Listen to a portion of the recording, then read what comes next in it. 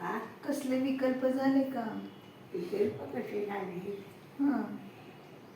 पण मन समाधान नाही. मन समाधान नाही. समाधान नाही मनाला. मनाला समाधान का नाही? तर विचार करायचा, हे सगळं बाहेरचे जे परिग्रह आहेत, चेतन परिग्रह, हा त्यांचा माझ्याशी काही संबंध नाही. हा मी त्यांच्यापासून भिन्न आहे. त्यांनी जरी आपल्याला काही बोललं, हा रागवलं, तरी सुद्धा आपण समजायचं ही भाषा वर्ग नाही, शब्द आहेत हे. ते शब्द पुद्गलमय आहेत, ते माझ्या आत्म्यापासून भिन्न आहे. हा मग आपल्याला त्यात काही वाईट वाटणार नाही तसा विचार केला तर. शब्द काही आत्म्याला लागतात का? शरीराला लागत नाही, तिथं आत्म्याला कुठं लागतंय? म्हणून या या विचारावरनं आपण काय करायचं, लगेच स्वभावाकडे जायचं. स्वभावात गेलो तर शांती प्राप्त होते. आणि आजपर्यंत आपल्याला हे तत्वज्ञान मिळालं नाही, भाग्याने मिळालं आहे, तर त्याचा मी चांगला उपयोग करेल. मला ही ती चांगली संधी मिळाली आहे. हा आता मी ह्याच्याविषयीचा विचार आत्म्याविषयीचाच करेल, शरीराविषयी करणार नाही. हा कोणत्या घराविषयी, परिवाराविषयी किंवा धनाविषयी कशाचाच मी विचार करणार नाही. कारण ह्या विचारातच आपलं आर्तरौद्र ध्यान झाले आतापर्यंत. हा आता मला धर्मध्यानातच राहायचं आहे, अतिंद्रिय आनंदातच राहायचं आहे. आता मला दुसरं काहीच करायचं नाही. ह्या विचाराने आपलं परम शांती प्राप्त होते. नाहीतर मग काय होतं, सारखी अशांती, समाधान होत नाही. म्हणजे आपल्याला अशांती आहे, सारखं विचारात काही ना काहीतरी चाललंय. आता कसं होईल, काय होईल, होय. हा विचार आला की अशांती होते.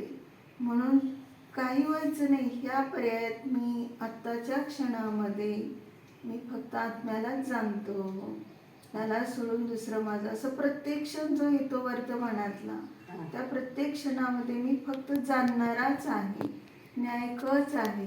हा जर विचार केला ना, तर मग आपल्याला पुढचा विचार येणार नाही, पुढं कसं होईल, मागचा विचार येणार नाही, भूतकाळात असं झालं. तर आता फक्त वर्तमानात जगायचं. कसं? तर मी अतिंद्रिय आनंदात आहे, माझ्यामध्ये अनंत शक्ती आहे, हे समजलं तर आम्हाला खरी शांती मिळते. आपली शक्ती वाया घालवायची नाही विकल्प करून. विकल्प केले की दुर्बलता येते. आणि निर्विकल्प राहिलो, आत्मानुभूती घेतली, तर खूप आपली अनंत शक्ती, किती पण शरीराने सहकार्य न करू देत तरी सुद्धा आपली अनंत शक्ती प्रगट होते. एवढं आपल्यामध्ये सामर्थ्य आहे. आणि तेच आपल्याला समजणं अत्यंत आवश्यक आहे. कारण का, ते समजलं तर आपण परम शांतीला प्राप्त होतो.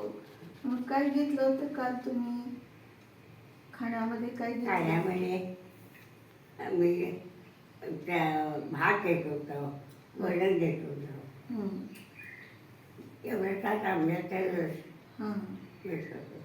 बरं ती स्मिता होती थोड्या बरं. आईची राहते.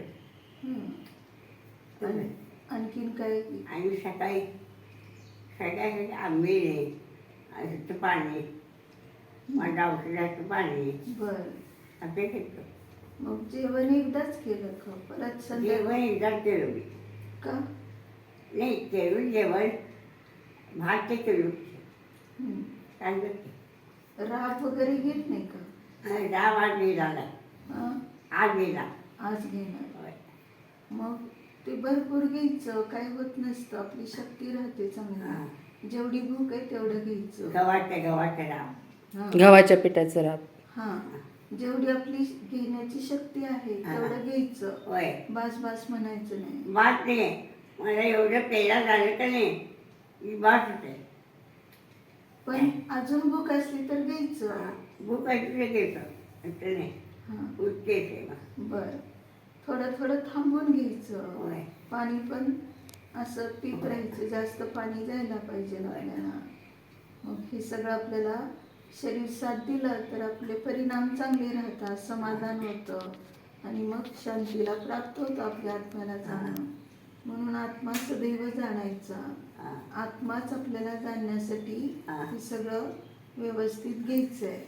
आत्मा जर जाणीवेत नाही आला तर मग आपल्याला काय मग सारखं शरीराचं चिंतन केलं आणि काही व्यवस्थित घेतलं नाही तरी पण काही फायदा होत नाही.